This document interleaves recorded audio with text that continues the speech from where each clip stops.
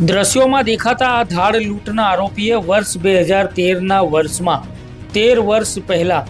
દાહોદના એ ડિવિઝન પોલીસની હદ વિસ્તારમાં આવેલા જૂના ઇન્દોર રોડ ઉપર સિમંદર જૈન મંદિર બહાર એક ડ્રાઈવર પોતાનું વાહન પાર્ક કરીને રાત્રિના સમયે સૂતો હતો ત્યારે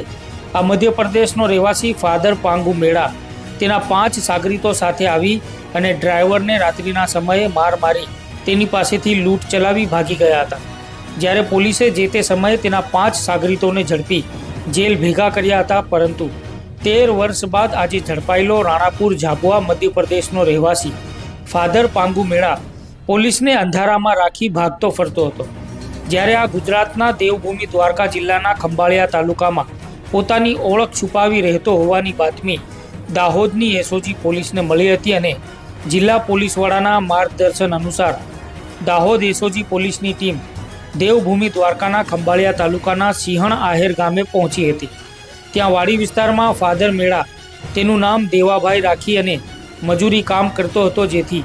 હકીકતલક્ષી કામગીરી ઉપર વર્કઆઉટ કરી હકીકતવાળી જગ્યાએ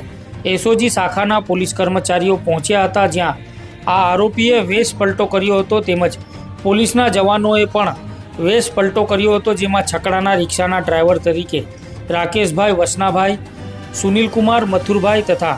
અરવિંદભાઈ પાંગળાભાઈ છકડામાં મજૂર બનીને વેશ પલટો કરી આરોપી જ્યાં કામ કરતો હતો તે વાડી વિસ્તારમાં ગયા હતા, જ્યાં આરોપી વાડી વિસ્તારમાં કામ કરતો મળી આવ્યો હતો। તેને પોલીસે પકડી પાડી તેની પૂછતાછ કરતા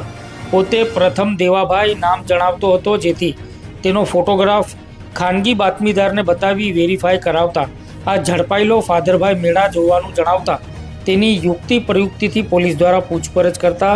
તેને પોતાનું સાચું નામ ફાધરભાઈ પાંગુભાઈ જાતે મેળા હોવાનું જણાવ્યું હતું,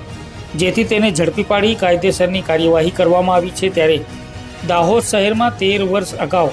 ધાડ તથા આર્મ્સ એક્ટના ગુનામાં નાસ્તા ફરતા આરોપીને વેશપલટો કરીને દેવભૂમિ દ્વારકા જિલ્લાના ખંભાળિયા તાલુકાના સિંહણ આહેર ગામ ખાતેથી દાહોદ એસઓજી પોલીસે ઝડપી પાડી જેલના સળિયા પાછળ ધકેલી દેવામાં આવ્યો છે। આ સંબંધે દાહોદ એસઓજી પોલીસે ગુનો નોંધી આગળની કાયદેસરની કાર્યવાહી હાથ ધરી છે। ત્યારે ઝડપાયેલા ઈસમને દાહોદના એ ડિવિઝન પોલીસ મથક ખાતે સોંપી દેવામાં આવ્યો છે। ત્યારે આ મામલે ઝડપાયેલા આરોપી વિશે ડિવિઝનના ડીવાયએસપી જગદીશ ભંડારીએ શું જણાવ્યું હતું, સાંભળો। દાહોદ ટાઉનમાં અને દાહોદ જિલ્લામાં અલગ અલગ જે ગુનાઓ હતા જૂના સમયથી પેન્ડિંગ હોય કે જેના આરોપીઓ નાસ્તા ફરતા હોય તેમને શોધી કાઢવા માટે જિલ્લાના પોલીસ વડા ડૉક્ટર આદિશ ઝાલા સાહેબના માર્ગદર્શન હેઠળ એલસીબી એસઓજી વિવિધ ટીમો કાર્યરત હોય છે। આ દરમિયાન એસઓજીને મળેલી માહિતી મુજબ